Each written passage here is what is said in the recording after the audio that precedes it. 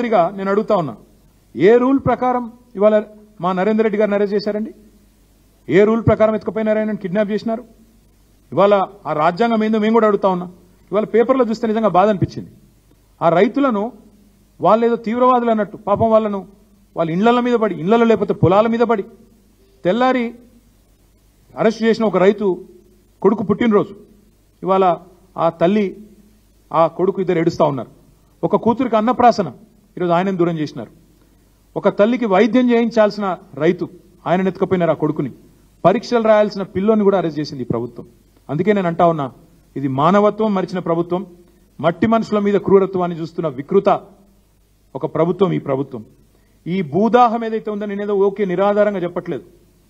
ఏం జరుగుతూ ఉంది ఇవాళ అంటే ఈ రాష్ట్రంలో ఇదొక్కసారి మీరు చూడండి. ఇదొక ఫార్మా కంపెనీ, మొన్న ఈ మధ్యనే పుట్టింది, మ్యాక్స్ బిఎన్ ఫార్మా కంపెనీ. దీని పేరు మ్యాక్స్ బిఎన్ ఫార్మా కంపెనీ. పుట్టింది ఇంకా 3-4 అయినట్టుంది. 3-4 కాలే, సారీ 2020లో పుట్టినట్టుంది. Date of incorporation 2020. ఇందులో ఎవరున్నారా అంటే దీని main director, promoter Satyanarayana Reddy Goluguri. Satyanarayana Reddy Goluguri వీళ్ళెవరు? రేవంత్ రెడ్డి గారి అల్లుడు. రేవంత్ రెడ్డి గారు పిల్లనిచ్చిన అల్లుడు సత్యనారాయణ రెడ్డి గొలుగూరి.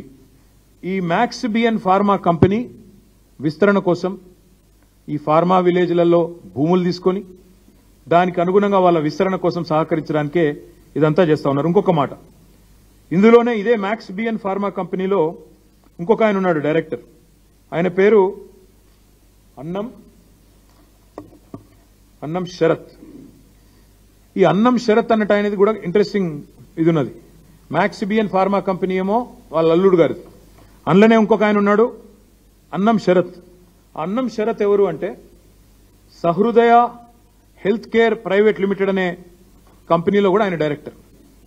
సహృదయ health care. ఆ సహృదయ హెల్త్ కేర్ అన్నం శరత్ ఎవరంటే ఒక గీన ముఖ్యమంత్రి పక్కన నిలబడ్డా. ఆయన ముఖ్యమంత్రి పక్కన నిలబడ్డాడు. ముఖ్యమంత్రి గారు మొన్న మెడికవర్